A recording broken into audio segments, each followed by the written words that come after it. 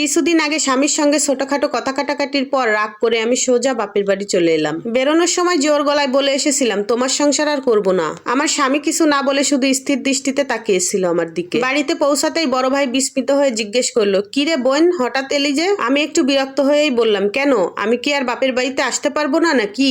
ভাই তখন হেসে বলল, সে কথা নয়, তবে সাধারণত তোকে এলে আগে থেকে জানাতে দেখি, আজ না জানিয়ে এলি বলে জিজ্ঞেস করলাম। এমন সময় আমার বড় ভাইয়ের বউ মুস্কি হেসে খোসা দিয়ে উঠলো, ওহ দারুণ, বোনের জন্যই দাদা বাজারে যাবে বুঝি? আমার বাবা মা এলে তো বাজার করার নামটাই মুখে আনে না, আর বোন এলো মানেই বাজারে দৌড়। বলো তো বোন, টাকাটা কোথা থেকে এলো? ছেলে মেয়ের ফি দেওয়ার টাকাটা দিয়েই বুঝি বোনের জন্য বাজার করতে যাচ্ছ? ভাবির কথায় আমি স্তব্ধ। ভাই একটু অপ্রস্তুত হয়ে বলল, ওসব বলছিস কেন?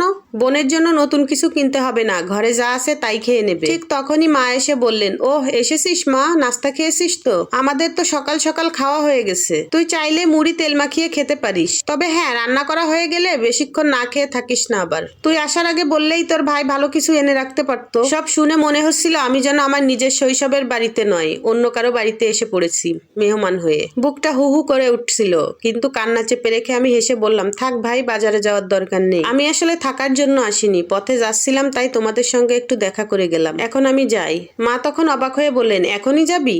আমি বললাম, হ্যাঁ মা, এবার উঠি, সময় পেলে একদিন ঘুরতে এসো আমার বাড়ি। তারপর আর একটা কথাও না বলে আমি সোজা স্বামীর কাছে ফিরে এলাম। দরজা খুলতেই স্বামী আমাকে দেখে হেসে ফেললো। আমি বিরক্ত মুখে বললাম, হাসছো কেন?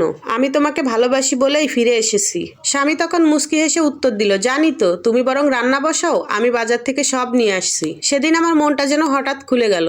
তখনই বুঝলাম বিয়ের পরে আসল আশ্রয়, আসল নিজের জায়গা হলো স্বামীর সংসার। বাপের বাড়ি যতই আপন মনে হোক, বাস্তবতা হলো স্বামীর ঘরই মেয়েদের আসল ঘর। এখানেই মেয়েদের রাজত্ব করার একমাত্র জায়গা। নিজের সংসার শূন্য হলেও এখানেই সব মেয়েরা পরিপূর্ণ। অনেকে বলে না মেয়েদের কোনো বাড়ি হয় না, আসলে মেয়েদের ছাড়া কোনো বাড়ি তৈরিই হয় না। একটা মেয়ের আসল ঠিকানা হলো তার স্বামীর ঘর। তো এই তো, সবাই ভালো থাকেন, সুস্থ থাকেন।